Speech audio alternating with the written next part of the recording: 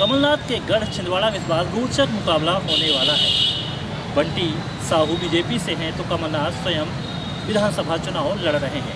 तो अब राष्ट्रीय गोंडवाना पार्टी से कपिल सोनी भी चुनावी मैदान पर उतर चुके हैं। कोरोना काल की भीषण महामारी के बीच उन्होंने जनता के बीच जाकर कार्य किया है और अब चुनाव मैदान में वे जनता से आशीर्वाद मांग रहे हैं। अब बात करते हैं कपिल सोनी से कि क्या मुद्दे कपिल भाई आप लेकर चुनावी मैदान में उतरे हैं। काफ़ी हाई प्रोफाइल सीट है छिंदवाड़ा विधानसभा।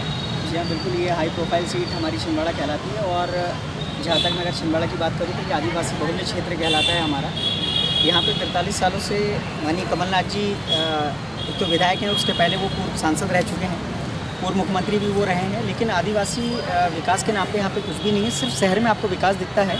अगर ज़मीनी स्तर पर अगर आप यहाँ से 10 किलोमीटर भी गाँवों में अंदर जाते हैं तो किसी प्रकार की कोई विकास की इबारत यहाँ नहीं लिखी गई है। आज भी यहाँ पे पानी के लिए नल, सड़क, बिजली ऐसी बहुत सारी मूलभूत सुविधाएं हैं जिनसे आज भी यहाँ पे लोग वंचित हैं। काफ़ी बड़ा ट्रैक रिकॉर्ड कमलनाथ जी का है। लोकसभा में भी उनका काफ़ी बड़ा रिकॉर्ड है। विधानसभा में उतरे हैं तो यहाँ की सीटें जो हैं सभी कांग्रेस के नाम लंबे अरसे से आ रही हैं। ऐसे में आप चुनावी मैदान में हैं, एक बड़ा मुकाबला आपको देखने को नहीं मिलता? बिल्कुल मिलता है और मुझे ये बहुत खुशी होती है कि मैं माननीय कमलनाथ जी के विरुद्ध चुनाव लड़ने वाला हूँ, क्योंकि आदिवासी हित में हमने बहुत सारे काम किए हैं। और आज भी हम यहाँ पे जैसे कहा जाए तो बादल भोई जो यहाँ पे शहीद हुए थे, जो कि छिंदवाड़ा ज़िले से हैं और आज तक उनकी प्रतिमा यहाँ स्थापित नहीं की गई है, बल्कि यहाँ पर इंदिरा गांधी जी जैसे महान हस्तियों की प्रतिमा है। तो हमारा तो सबसे पहले मुद्दा ये था कमलनाथ जी से कि अगर आपने आदिवासी हित की बात करी तो आपका एक निस्सहायक, यानी जिसको हम पीए कहते हैं, वो तक आदिवासी समाज से नहीं है। तो आपने तो हमेशा आदिवासी समाज को धिक्कारा है। तो हम कैसे कह लें कि आप विकास की इबारत लिखते थे?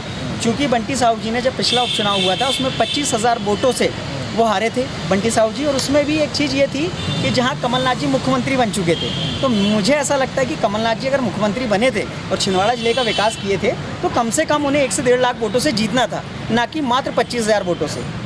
और कांग्रेस जातिगत जनगणना की भी बात करी कि हम जातिगत जनगणना करेंगे। इस लिहाज से अगर देखा जाए तो आप सोनी समाज से हैं। इस लिहाज से आपको क्या लगता है, जातिगत कुछ वोटर्स का फैक्टर छिंदवाड़ा में देखते हैं? बिल्कुल बिल्कुल यहाँ पे पड़ेगा, क्योंकि यहाँ पर ST, SC, OBC माइनॉरिटी की हम बात करें और जनरल समाज की बात करें तो सभी वर्ग यहाँ पर समाहित रहते हैं। और यहाँ की अगर देखा जाए तो सबसे ज़्यादा आदिवासी बहुल क्षेत्र, जैसा मैं कह रहा था, तो बहुत सारा इस बार का जो इफेक्ट होने वाला है चुनाव में वो होगा वोटरों की जातिगत गणना पर। जातिगत गणना अगर कांग्रेस बात करती है कि हम करवाएंगे तो मुझे ऐसा लगता है कि शायद ये पहले से बिल लाया जा चुका है जिसमें शायद सरकार काम कर रही है अभी, सेंट्रल गवर्नमेंट। और उम्मीद है कि उसके बाद शायद कहीं ना कहीं हमारी जातिगत जनगणना होगी और लोगों को जिसकी जितनी संख्या बारी उसकी उतनी हिस्सेदारी पे अभी से उसका लाभ मिलना शुरुआत हो चुकी है।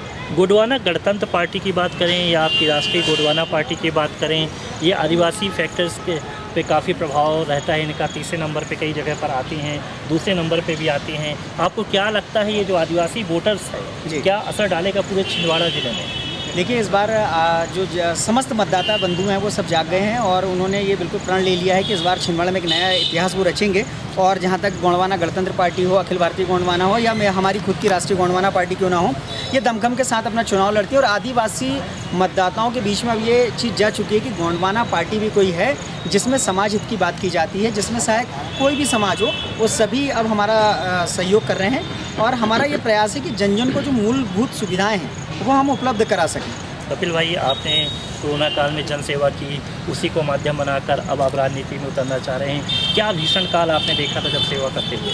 देखिए, यहाँ पर बड़े बड़े नेताओं ने यहाँ पर काम किया है, चाहे वो भाजपा की ओर से हो, चाहे कांग्रेस की ओर से माननीय कमलनाथ जी हो, चाहे नकुलनाथ जी हो। उनका कहना ये था कि हमने जब ऑक्सीजन की इस देश में कमी थी तब भी हमने छिंदवाड़ा में नहीं होने दी। तो मैं उनसे सिर्फ ये कहना चाहता हूँ कि 43 जनता ने अगर आपको प्यार दिया था तो ये आपकी ड्यूटी थी। आपने जो भी किया अपने घर से कुछ भी खर्च नहीं किया है। ये जो खर्च हुआ है ये आपके पास जो है आपकी सांसद निधि आती रही है, विधायक निधि आती रही है, ये आपका काम था। ज़िले में अगर आपने कोई भी काम किया है तो ये आपने इसलिए किया क्योंकि आपको ज़िले में रहना था। सर्वांगीण विकास की हम बात करें तो वो विकास हो ही नहीं पाया जो होना चाहिए था। तो मुझे ऐसा लगता है कि हैप्पी एंडिंग होनी चाहिए किसी भी व्यक्ति के लाइफ की, किसी भी काम की। तो मुझे नहीं लगता कि कमलनाथ जी की ये राजनीतिक स्तर पर अब हैप्पी एंडिंग हो पा रही है। शायद छिंदवाड़ा से इस बार उनकी विदाई तय है। और ये रोचक बात होगी कि जो आज मैं रख रहा हूँ, छिंदवाड़ा इस बात का तथ्य शायद खुद जान लेगा कि आने वाला इतिहास जिस तरीके से छिंदवाड़ा रचेगा वो एक देखने लायक होगा। प्रदेश में 47 आदिवासी सीटें हैं, इसमें आप ये जो आदिवासी वर्ग की पार्टियां हैं, गोंडवाना, राष्ट्रीय आपने गोंडवाना पार्टी की बात की, कितनी सीटों का आप अनुमान लगा रहे हैं और क्या फैक्टर है? देखिए 47 सीटों पर अगर गोंडवाना अपना चुनाव लड़ रही है तो मुझे निश्चित तौर पर ये उम्मीद है कि हम कम से कम 10 से 15 सीटें हमारी आएंगी और जो भी सरकार बनाए उसमें गोंडवाना की अहम भूमिका होगी, क्योंकि इस बार अगर हम फुल फ्लैश की अगर बात करें तो किसी को भी पूर्ण बहुमत नहीं है, उनको किसी न किसी का सहयोग लेना पड़ेगा और गोंडवाना की इस बार विशेष भूमिका होगी, चाहे वो किसी भी ज़िले से हो। मध्य प्रदेश एक नया इतिहास रचेगा गोंडवाना पार्टी के नाम से।